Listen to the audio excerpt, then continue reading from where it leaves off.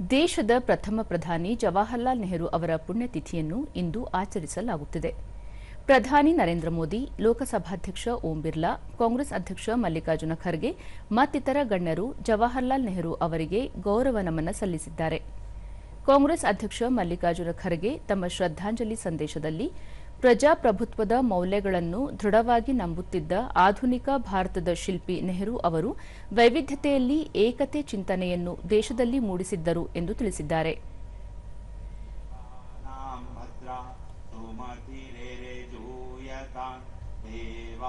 ಕಾಂಗ್ರೆಸ್ ನಾಯಕ ರಾಹುಲ್ ಗಾಂಧಿ ಸೇರಿದಂತೆ ಪಕ್ಷದ ಮುಖಂಡರು ದೆಹಲಿಯಲ್ಲಿರುವ ಶಾಂತಿವನಕ್ಕೆ ಭೇಟಿ ನೀಡಿ ಪುಷ್ಪನಮನ ಸಲ್ಲಿಸಿದರು.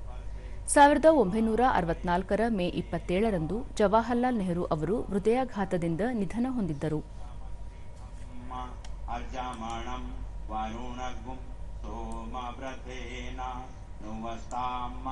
ಹರಿ ಓಂ ಯುವಾ ಸುವಾಸ